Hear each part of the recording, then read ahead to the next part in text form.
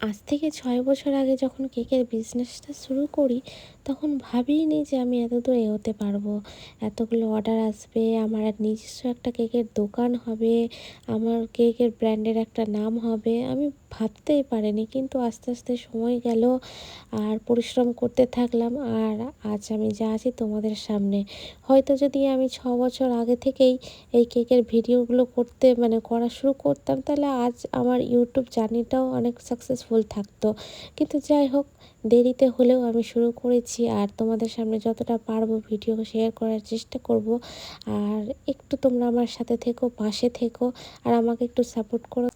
আর ইউটিউবেও এখন থেকে প্রতিদিন ভিডিও দেওয়ার চেষ্টা করব। জানি না কতদিন পারবো কি পারবো না, তবে আমি চেষ্টা করব।